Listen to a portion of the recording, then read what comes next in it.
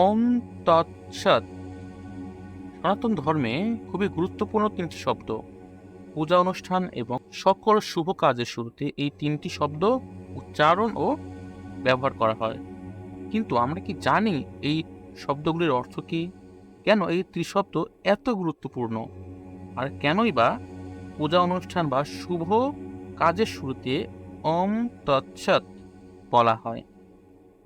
চলুন এই প্রশ্নগুলির উত্তর আমরা শ্রীমদ্ ভগবদ্ গীতা থেকেই জেনে নিই।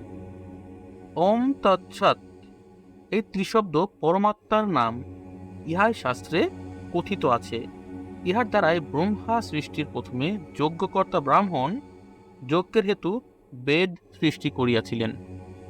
শ্রীমদ্ ভগবদ্ গীতার ১৭ অধ্যায়ের ২৩ নম্বর শ্লোকে ভগবান শ্রীকৃষ্ণ স্বয়ং বলেছেন যে ওম তৎসৎ এই ত্রিশব্দ হচ্ছে পরমাত্মার নাম, এবং সৃষ্টিকর্তা ব্রহ্মা সৃষ্টির শুরুতে এই ত্রিশব্দ দিয়েই ওম তৎসৎ দিয়েই যজ্ঞকর্তা ব্রাহ্মণ এবং যজ্ঞের হেতু বেদ সৃষ্টি করিয়াছিলেন।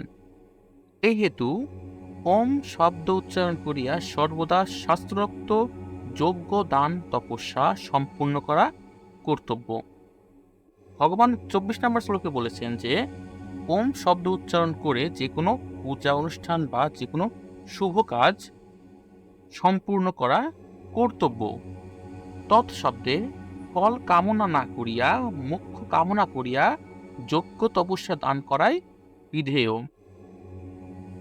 শ্রীকৃষ্ণ ২৫ নম্বর শ্লোকে বলেছেন যে তৎশব্দটি দ্বারা কোনো পূজা অনুষ্ঠান বা যে কোনো শুভ কাজে ফলাকাঙ্ক্ষা বা কোনো কামনা না করিয়া মোক্ষ বা মুক্তি কামনা করাই উচিত।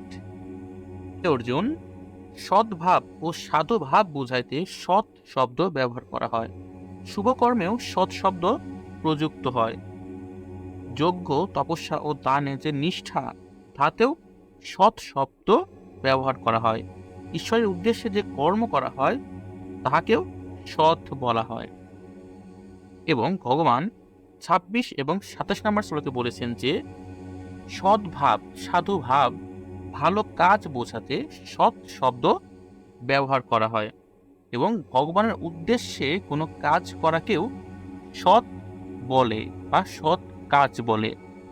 জন্যই আমরা যে কোনো পূজা পার্বণ বা যে কোনো শুভ কাজের শুরুতে ওম তৎসৎ এই ত্রিশব্দ ব্যবহার করে থাকি।